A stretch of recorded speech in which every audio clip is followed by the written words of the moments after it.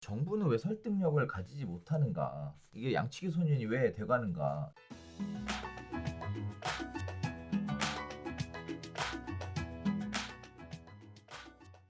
자, 7번째 이야기 넘어가도록 하겠습니다. 투기판 부추기는 SNS 스타 강사에 관련된 내용인데요. 일단 내용은 그래요. 뭐 한두 번 나오는 얘기는 아니었으니까. 특정인에 대한 언급을 하거나 또는 비하려고 하는 부분이 아니라 이런 부분들이 있다라는 개념에서 좀 접근을 해봤으면 좋겠는데 조금 다른 시각을 준비를 한번 해봤습니다. 자, 온라인 커뮤니티, 단체, 대화방, 뭐 유튜브 등에서 정보가 범람되고 확산되고 있다. 불안 심리를 이용해서 돈벌이, 유료 강의, 집단 현장 방문, 집값 상승 부작용도 이루어지고 있다. 스타 강사 중개사들, 여기가 유망한 지역이다. 특정 지역 찍어주기는 기본이고 또 몸값도 천정무지라서 일부 범법 행위의 무리도 뭐 벌여지고 있다. 뭐 이런 식의 이야기들이 나오고 있는데요. 제가 오늘 픽하고 싶은 내용은 뭐냐면 정부의 설득력이 과연 좋겠냐 아니면 스타 강사의 설득력이 좋겠냐라는 관점에서 좀 봤으면 좋겠어요. 사실 스타 강사가 아무리 어쩌고 저쩌고 떠들어도 설득력이 없고 정부가 집값 안 오른다라는 내용을 따른다면 사실 이런 사람들이 얘기한다고 뭐 투기판이 벌어진다거나 뭐 이렇게 관광버스 타고 뭐 한다거나 뭐 이런 일들은 안 생기지 않겠어요? 그러니까 그거는 이미 답이 나왔지. 이미 답이 나온 게 뭐냐면 정부가 내 재산을 책임져 주지 않더라 이거야. 그러니까 스타 강사도 되게 그러니까 지금 스타 강사라고 표현이 되어 있지만 네. 저도 확실히 느껴요. 이게 이 자본주의 사회잖아.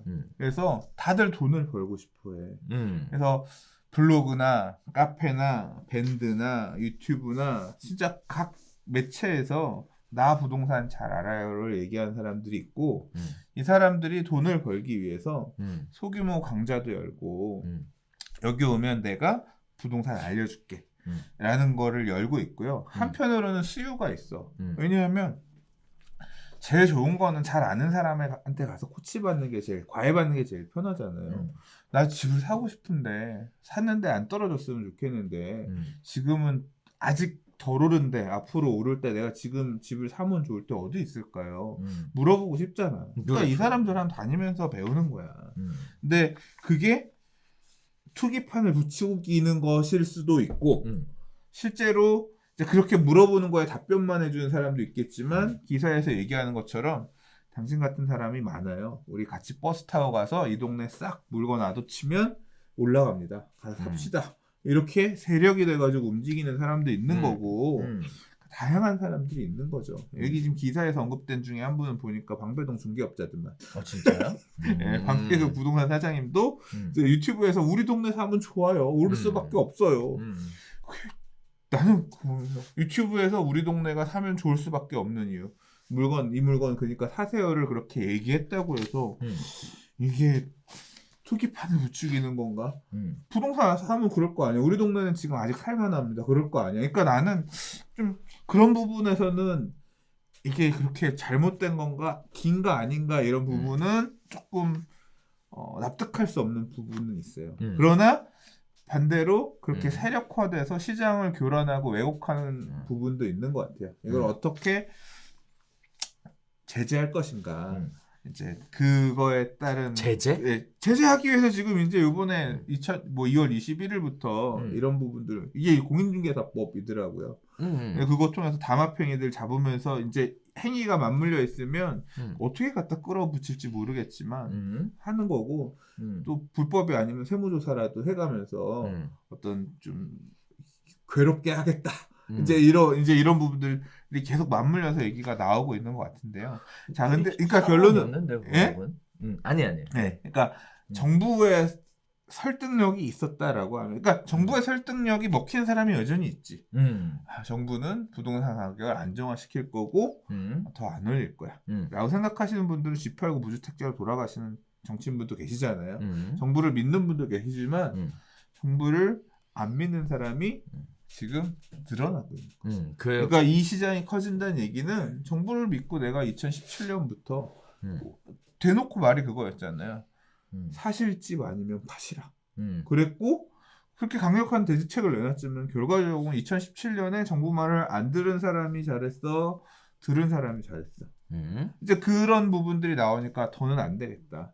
자꾸 이제 뒤늦게라도 나는 시장에 참여해서 뭔가 좀 먹고 싶은데 이제 그 판이 지금 이렇게 만들어지고 있는 거죠. 그러니까 설득력이 지금은 너무 이렇게 올라버리고 나니까 정부를 못 믿겠다. 정부의 정책을 신뢰하지 못하겠다. 이런 부분들이 반영되고 있는 한 국면인 것 같습니다. 맞아요.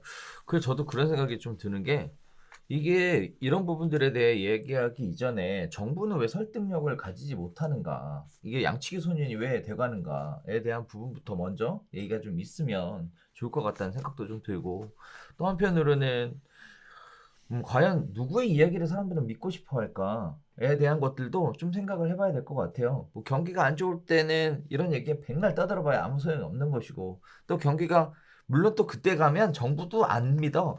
부동산 가격 살려줄 테니까 제발 좀 집 사라고 그렇게 난리쳐도 아무도 안 사잖아요. 또 한편으로는 중장기적인 관점에서 보면 정부 말 들어서 손해는 안 볼 것 같다, 이런 생각은 또 들기도 해요. 그러니까 많이 돈을 번다는 개념이 아니라 손해는 안 볼 것 같다라는 생각이 좀 들기도 해요.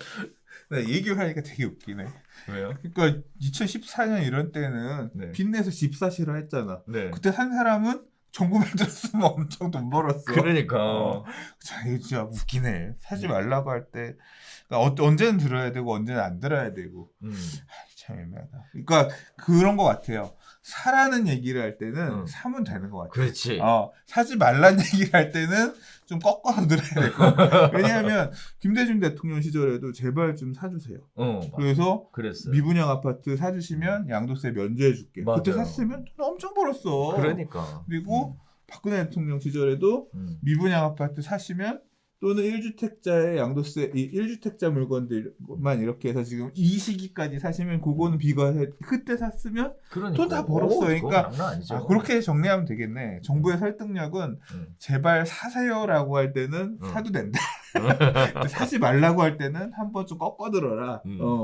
사지 말아야 될 때도 있어요. 근데 무조건 또 다 들을 필요는 없지만 그렇게 좀 나눠서 생각하면 되겠네요.